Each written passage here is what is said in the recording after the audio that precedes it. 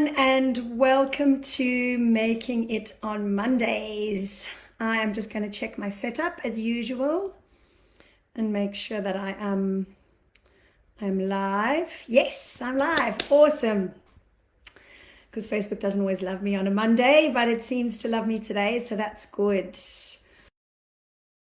So my name is Louise Jeffrey. I am an acupuncturist, I am a practitioner of Chinese medicine, and I am a mindset coach. And I'm here to support you no matter where you are on your fertility journey.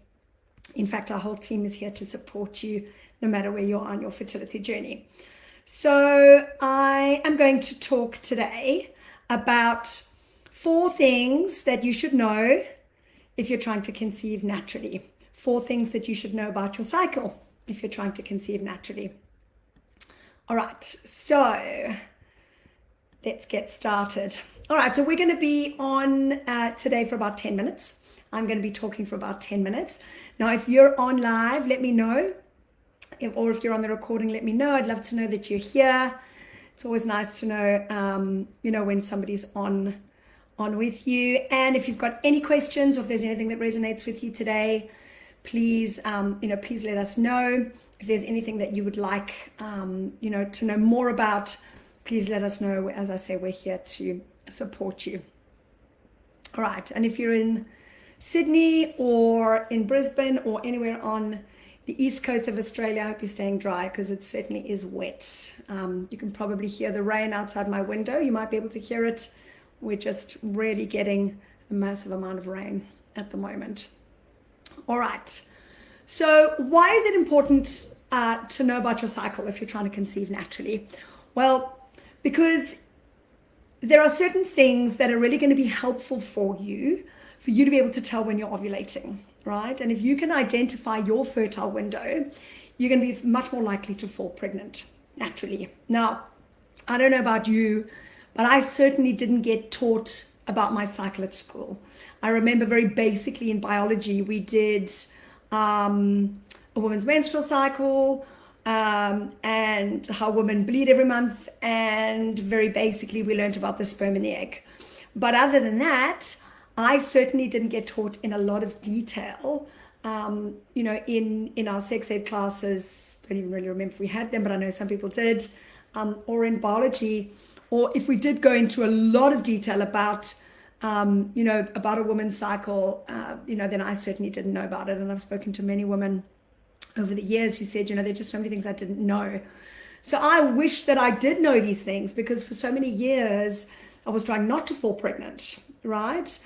Before I started trying to have a family. And if I'd only known, for example, that I couldn't fall pregnant straight after my period or right before my period, it would have actually meant that I would have experienced far less worry and anxiety, and I would have been far more in tune with my body, right? So you may already know what I'm going to tell you about today. So if you do, excuse me if I'm telling you what you already know, but what we find in the clinic is that there's a lot of women there that don't actually know about the different signs, etc., of their cycle, and some of the more some of the finer details, which can really, really be helpful. All right, so let's start. Number 1 in 4 things to know about your cycle if you're trying to conceive naturally.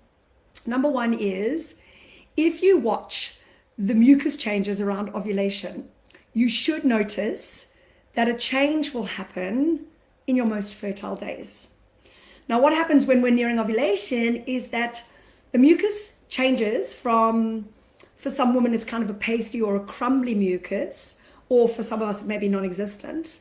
It changes to an egg white consistency, right? Now, it might be opaque or it might be clear, completely clear.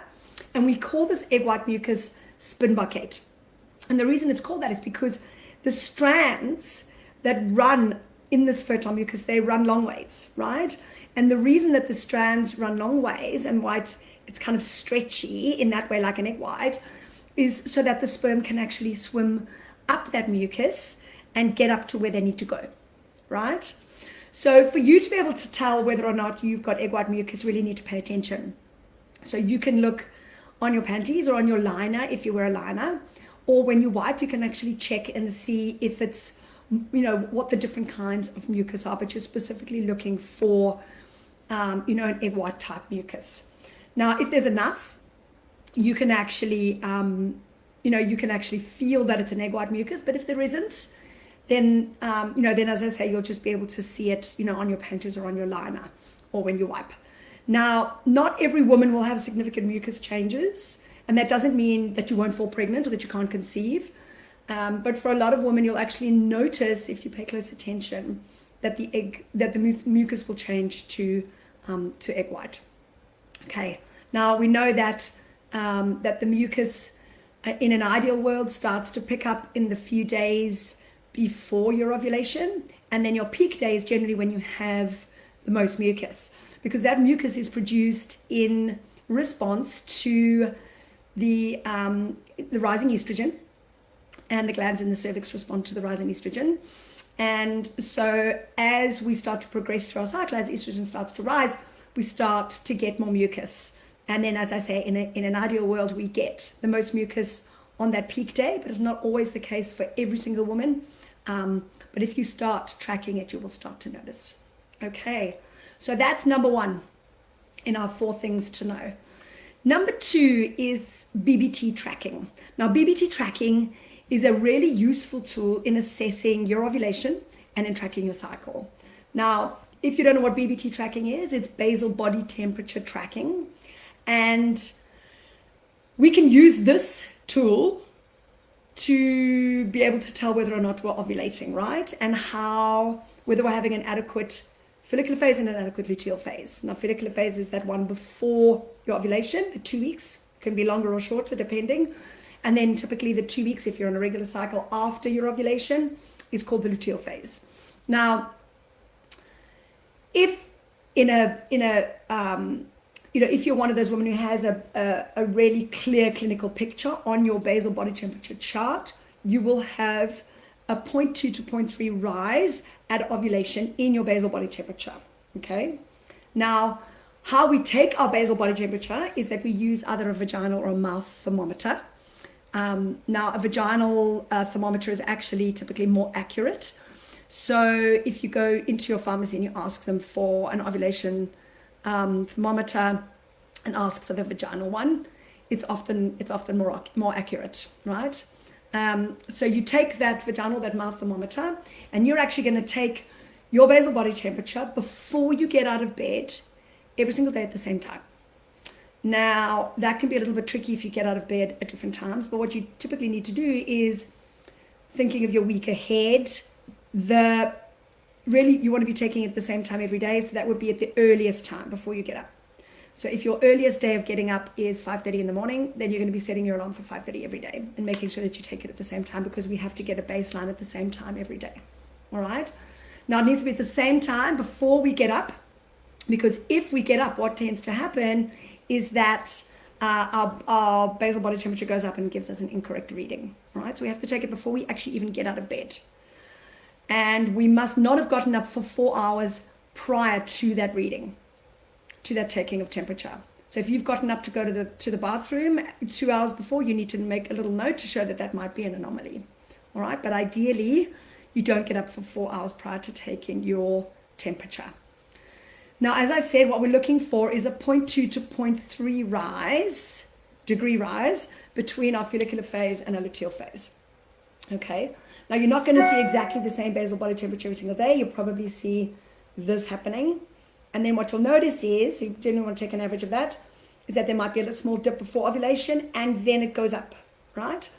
Now, it goes up, and then you see that it'll, jump a little bit up and down across, but we're looking for an average, that the average in your luteal phase is 0.2 to 0.3 degrees higher than in your follicular phase in the first part of your cycle. All right. Now, again, this is not absolute. Some women find this really, really hard. And it can be stressful if your readings aren't showing a clear pattern. So if you've done this for a couple of months and you're finding that it really doesn't work for you and it's all over the place, talk to your Chinese medicine practitioner, because we find the basal body temperature when a woman is trying to conceive naturally, it's really, really helpful for us to see when you're ovulating, but also because it helps us to do an ovulation treatment or a to know exactly when we should shift our protocol from follicular phase to luteal phase. But it also is helpful for us to see if there are any insufficiencies in your luteal phase, for example, right? Because sometimes, as an example, if you have a low basal body temperature, it might be, one of the things might be that you may not have enough circulating progesterone in your luteal phase, right? And I'm just pulling something out of the hat. But it can be really, really helpful for us to see if there's anything, whether the clinical picture is looking okay, or is it kind of, all over the place and there's no clear picture. All right. If it stresses you out, don't do it. There are other ways. Okay. All right. So that's number 2, basal body temperature tracking. Number 3, if it's harder for you to tell when you're ovulating, right, either because your cycle is irregular or you're not getting a clear picture on the BBT, then using ovulation predictor kits every 1 to 2 days from around cycle day 10 can be very, very helpful. Okay. Now, OPKs or ovulation predictor kits look for LH or luteinizing hormone, and some of them also look for or detect E2, which is estrogen, right? And what you do is you weigh on a stick, and it will let you know, whether or not you're coming up to ovulation, or whether you're about to ovulate or just have. Okay. Now all the tests work differently, and we generally have, different kinds of tests. And for some women, you may find that a different brand of test works for you, but another one doesn't. But it's worthwhile trying for a couple of months one particular brand and seeing what happens. Now, if you have polycystic ovarian syndrome, so PCOS, it can be really hard using these tests, because sometimes with women with PCOS, we can have extended LH surges, right? But in general, most ovulation tests are accurate for most people. What we do know is that in about 1 in 10 women actually struggle to get a positive result on the OPKs. And that can be typically if you have a typically high or a low luteinizing hormone, or if you don't have a very typical LH surge, or sometimes you might have 2, right? So not all ovulation tests are going to catch your ovulation. Now, if this is the case and you're finding that it's really, really hard for you, then you can ask your pharmacist for a quantitative test rather than a threshold-based test, because that actually gives you a number, right? So just ask your pharmacist and try to change brands and actually see what happens. But it'll all depend on your hormones, right? Because us humans are not an exact science, unfortunately. Not everything works perfectly in an absolute clinical picture, all right? But if you've been trying to conceive for 6 months or so with no results, you've done your BBT testing, you've done and you've done ovulation predictor kits and they don't work, or you're not getting any reading, or even as it's showing that you're ovulating but you're not falling pregnant, then it's definitely worthwhile getting your reproductive hormones checked with your GP, right? So we're ideally going to get them checked on cycle day 2, right, to check the follicular phase hormones, and then again on around cycle day 18 also, which is kind of, or whatever 4 days post ovulation is for you. Right, and that's really to check that you've indeed ovulated and to check for your progesterone levels. All right, so that's us talking about ovulation predictor kits. Then our 4th thing in 4 things to know about your cycle if you're trying to conceive naturally is if you experience severe pain or unusually heavy bleeding or clotting during your period, then it may be worthwhile seeing a fertility specialist to run some tests. Okay. Now, the fertility specialist may choose to run some scans, and they may choose to do a laparoscopy to investigate if there's anything else going on, like endometriosis, for example. Now, a disclaimer that I just want to add here is that not everyone with heavy and painful periods has endometriosis, and not everyone with endometriosis has pain and heavy periods.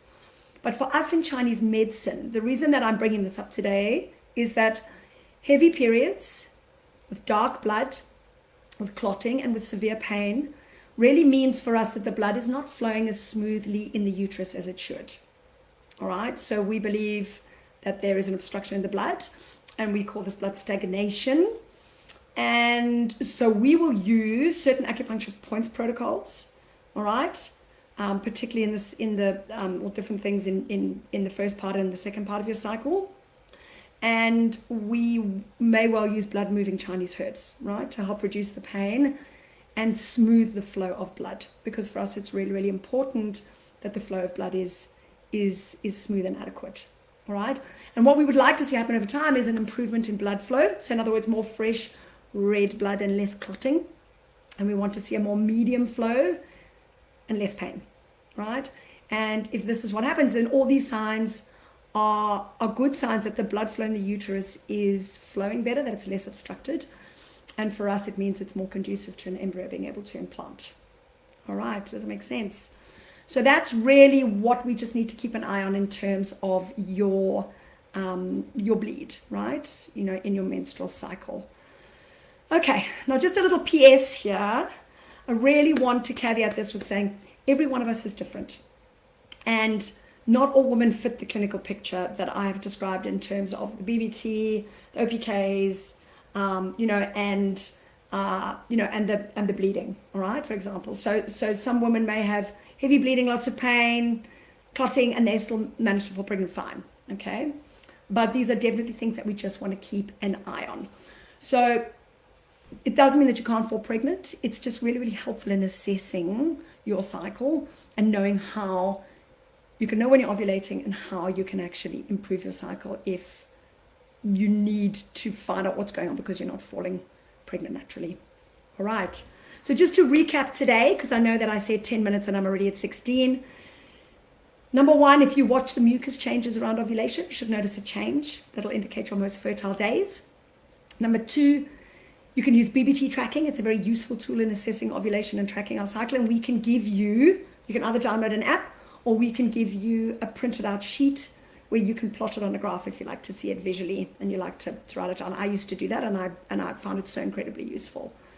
Number three, if it's harder for you to tell when you're ovulating, you can use OPKs and use them generally every 1 to 2 days from around cycle day 10. And then the fourth thing, in 4 things to know about your cycle if you're trying to conceive naturally, if you experience severe pain or unusually heavy bleeding during your period, then it might be worthwhile seeing a fertility specialist, run some tests. And obviously your acupuncturist or your Chinese medicine practitioner, if you're seeing one, will ask you a whole lot of questions around this and then treat you accordingly. So if you've got any questions, let us know, or any suggestions in terms of what you want to hear more of, please let us know. Or if there's anything around what I've said today that you'd like me to expand more on, please let us know. I'd love to hear from you guys. I hope you have a beautiful week, and I will see you next Monday. Bye for now.